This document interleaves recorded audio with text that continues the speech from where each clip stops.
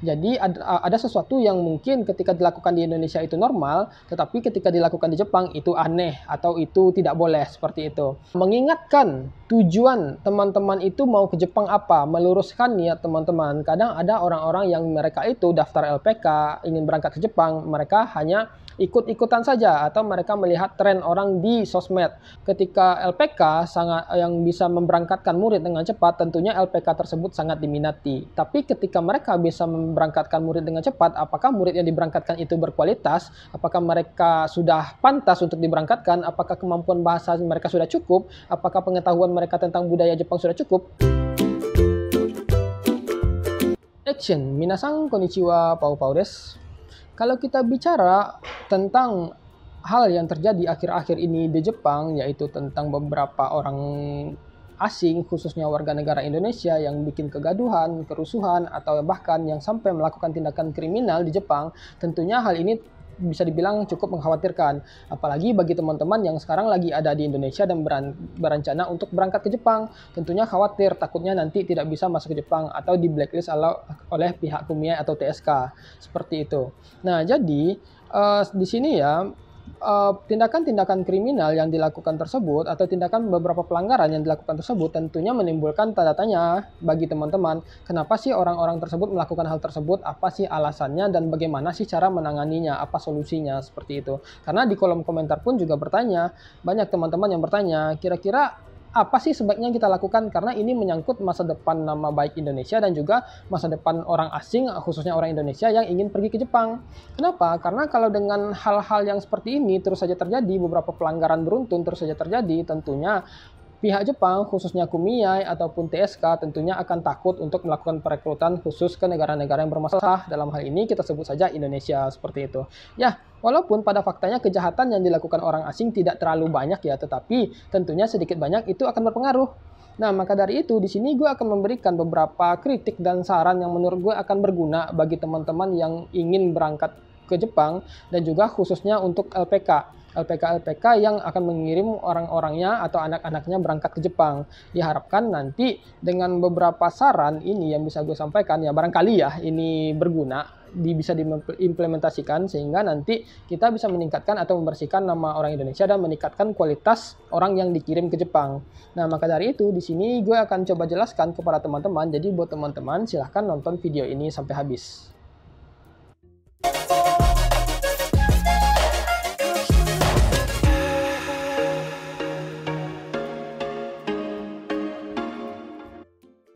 Nah, jadi di sini ya, saran ini tidak hanya untuk pihak LPK saja, tetapi juga untuk teman-teman yang ingin berangkat ke Jepang. Dan masalah yang gue sebutkan di sini tidak hanya masalah tentang komunitas-komunitas yang mengganggu, tetapi juga beberapa masalah-masalah lain seperti orang yang baru nyampe di Jepang terus kabur, meninggalkan perusahaannya, atau baru nyampe di Jepang minta pindah, minta pulang, dan segala macam.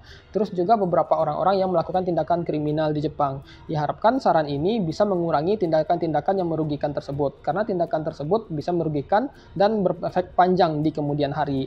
Nah, dan saran-saran ini gue rasa ini juga gue ambil berpatokan berdasarkan sistem yang ada di LPK gue yang dulu ya teman-teman, karena menurut gue sistemnya bisa dibilang cukup bagus untuk menjaga anak-anak yang ingin berangkat ke Jepang itu menghindari masalah. Ya, walaupun tidak semuanya itu dapat dihindari, tetapi hal ini bisa dibilang cukup bagus dan bisa cukup dibilang worth it lah, seperti itu.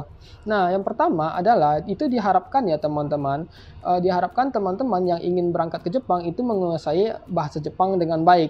Dalam hal ini menguasai bahasa Jepang itu tingkat basic, yang mana tingkat basic ini bisa dibilang setara N4.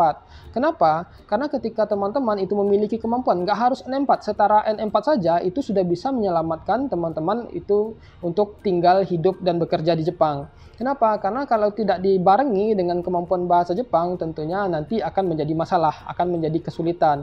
Sulit untuk beradaptasi dalam bekerja, sulit dalam melakukan pekerjaan, dan sulit dalam melakukan kehidupan sehari-hari.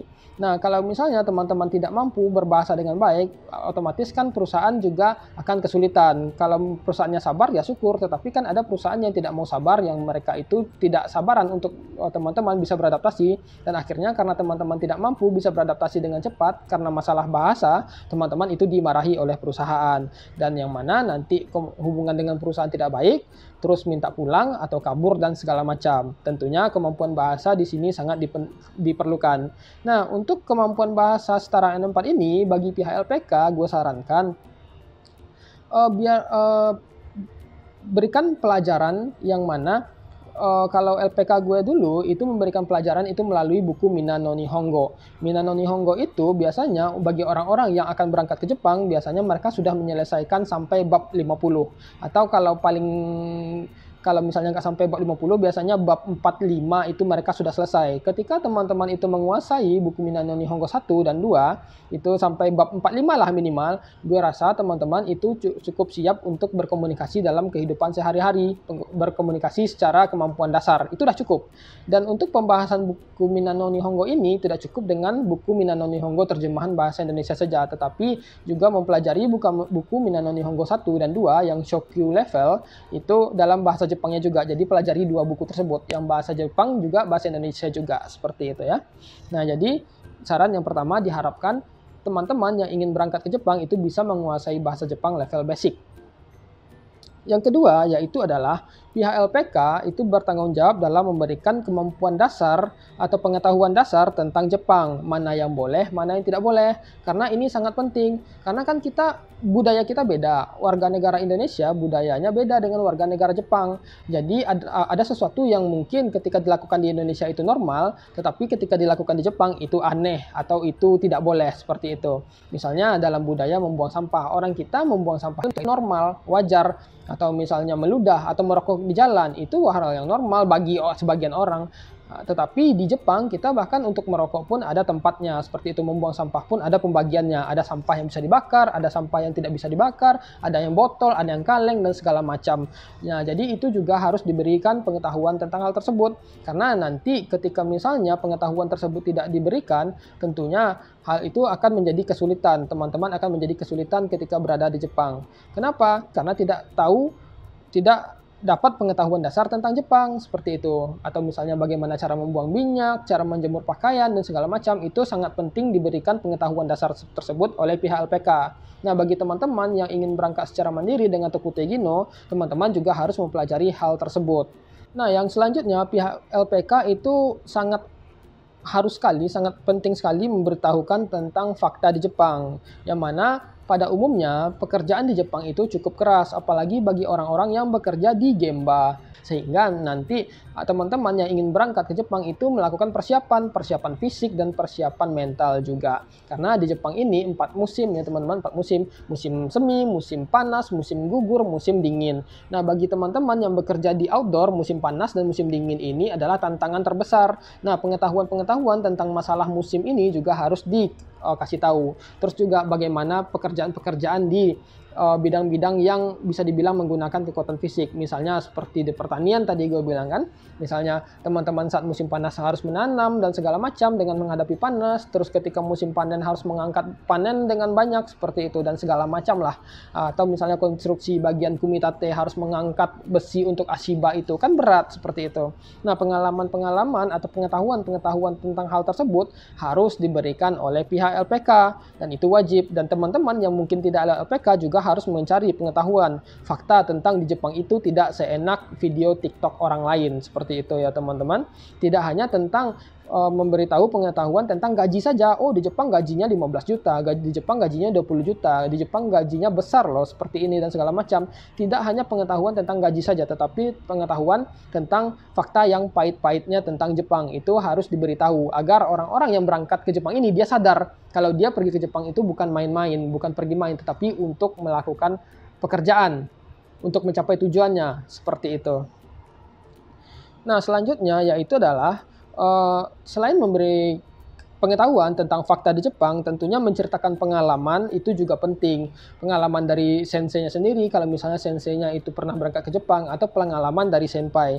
Kadang beberapa senpai tentunya review dari mereka sangat dibutuhkan. Memang ada beberapa senpai yang mereka itu kita tanya, "Pai, kalau misalnya di Jepang sulit nggak? ada beberapa senpai yang mau memberikan review, tetapi ada juga nggak usah, kamu nanti bakal tahu kok pas sampai Jepang. Ada juga tipe-tipe senpai yang seperti itu, dia tidak mau memberikan review karena dia sudah dapat kesulitan ketika Jepang, dia juga mau orang sulit juga seperti itu. Memang ada ya tipe-tipe orang seperti itu, tetapi beberapa senpai atau beberapa sensei tentunya wajib memberikan pengalaman tentang keberhasilan mereka ketika mereka sudah berhasil beradaptasi di Jepang. Misalnya di awal mereka sulit, Taihen, dalam bahasa mungkin dia susah seperti itu kan, tetapi setelah mereka belajar dengan baik, mereka berhasil di Jepang. Tentunya pengalaman tersebut wajib atau sebaiknya disampaikan kepada anak-anak yang ingin berangkat ke Jepang. Dulu sensei seperti ini loh, dulu sensei juga nggak bisa kok bahasa Jepang, tetapi karena sensei belajar, sensei jadi bisa, dan sekarang perusahaan senang, gaji sensei tinggi, misalnya seperti itu ya. Pengalaman-pengalaman dan motivasi tersebut tentunya juga wajib diberitahu. Nah, kalau bagi teman-teman yang mendaftar mandiri, tentunya tidak dapat pengalaman tersebut dari sensei. Minimal teman-teman bisa cari infonya dari beberapa YouTube atau TikTok yang memberikan informasi-informasi tentang pekerjaan di Jepang, bagaimana pencapaiannya, betapa dia sulitnya dulu, seperti itu ya. Sehingga pencapaian-pencapaian tersebut bisa memotivasi teman-teman, dan teman-teman juga tahu apa yang harus dilakukan kalau sekiranya teman-teman berada dalam keadaan sulit. Karena beberapa orang, mereka tidak mau menyerah, mereka tidak memutuskan untuk pulang atau untuk berhenti atau untuk pindah, tetapi mereka berjuang, dan setelah mereka berjuang, mereka mendapatkan hasil yang bagus, lalu mereka menang dan mendapatkan buah yang manis. Itu ada ya teman-teman, dan review dari senpai-senpai dan sensei-sensei itu sangat penting. Jadi silahkan tanya ke tetangga atau siapapun yang mungkin sekarang berada di Jepang, pahitnya apa sih bang, gimana sih supaya bisa sukses di Jepang, tanya seperti itu ya. Ini juga demi kebaikan dan kelangsungan teman-teman, agar teman-teman bisa betah dan tinggal lama di Jepang, seperti itu ya. Nah, selanjutnya peran penting dari pihak LPK yaitu adalah mengingatkan tujuan teman-teman itu mau ke Jepang apa, meluruskan niat teman-teman. Kadang ada orang-orang yang mereka itu daftar LPK, ingin berangkat ke Jepang, mereka hanya ikut-ikutan saja, atau mereka melihat tren orang di sosmed. Orang liburan ke Shinjuku, orang liburan ke Osaka, orang liburan ke Namba, lihat Tokyo Sky, dan lain-lain. Nah, mereka juga mau, sehingga niat mereka itu kadang untuk pergi ke Jepang itu salah, seperti itu. Nah, fungsi dari LPK tentunya meluruskan niat tersebut. Dulu sensei gue bilang dengan bahasa yang sangat frontal sekali, dia bilang, kalian datang ke Jepang itu kuli, jadi jangan berharap kalian itu datang ke Jepang itu senang-senang. Ingat, tujuan kalian itu untuk bekerja, untuk cari uang, untuk bantu keluarga, untuk membangun negara kalian. Jangan sampai salah niat seperti itu. Walaupun sensei gue dulu bilang dengan bahasa yang frontal, tetapi itu sangat berguna sekali dan sangat berbekas sekali, sehingga kita tidak kehilangan tujuan atau tidak lupa dengan tujuan ketika ingin berangkat ke Jepang. Nah, jadi tugas para sensei atau misalnya LPK atau senpai-senpai yang berada di Jepang yaitu adalah mengingatkan apa sih tujuan kamu datang ke Jepang, seperti itu. Ketika sampai di Jepang pun tujuan ini jangan sampai lupa, karena memang banyak orang-orang yang mereka itu sudah nyampe di Jepang, mereka terlena. Wah, ternyata Jepang itu seperti ini ya, bisa main-main, bisa sana-sini, seperti itu. Sehingga mereka lupa dengan tujuan awalnya. Mungkin mereka ingin awalnya niatnya nanti kumpulin uang, mengumpulin dana, bikin usaha, bikin bisnis, dan segala macam, lupa, seperti itu kan. Nah, tentunya perlu orang-orang yang mengingatkan apa sih tujuan kita untuk pergi ke Jepang. Apakah memang kalau teman-teman basicnya kaya, pengen main-main ke Jepang, pengen liburan sambil kerja ke Jepang, ya nggak masalah seperti itu. Cuma kan untuk orang-orang seperti itu nggak banyak. Kebanyakan orang-orang dia datang ke Jepang untuk mendukung ekonomi keluarganya. Nah, sehingga tujuan seperti ini jangan sampai lupa. Nah, ini selanjutnya adalah penting bagi pihak LPK, yaitu adalah menyaring siswa yang akan diterima dan mendidik siswa yang tersebut ya, yang sudah diterima tersebut. Nah, jadi ketika kita masuk LPK, tentunya kan ada proses wawancara oleh pihak LPK.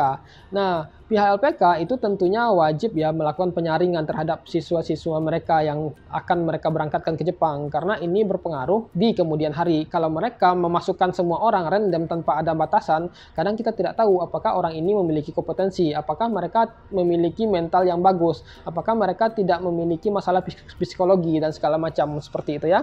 Tentunya di situ kita tahu dari wawancara, atau mungkin pihak LPK bisa melakukan tes-tes kecil, misalnya tes psikologi, tes-tes logika dan segala macam, untuk mengetahui sejauh mana sih orang ini mampu untuk bisa dikirim ke Jepang, seperti itu ya. Karena beberapa tidak gue pungkiri beberapa orang-orang saat ini atau memang anak-anak saat ini mereka juga jauh lebih tidak stabil dalam masalah emosional. Jadi kadang mereka itu labil seperti itu loh. Ketika nyampe Jepang langsung lupa pengen beli iPhone, foto-foto dan lain-lain seperti itu. Sehingga kadang mereka lupa tujuan mereka ke Jepang, sehingga kadang mereka rusuh, pengen pamer, pansos, mencari validasi dan segala macam. Nah, tentunya pihak LPK harus hati-hati terhadap orang-orang yang seperti ini yang memiliki tujuan atau niat yang salah ingin pergi ke Jepang. Maka dari itu, penyaringan dari pihak LPK itu sangat penting.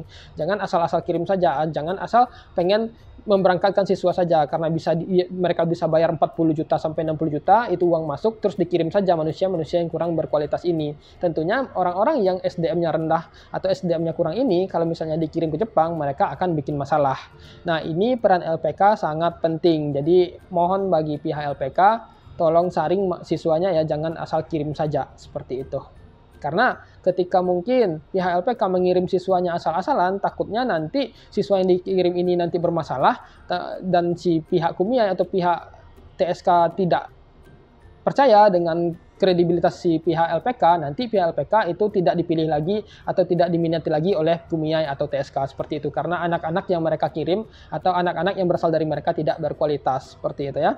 Jadi tolong saring siswanya yang ingin berangkat dengan wawancara atau tes-tes kecil segala macam seperti itu.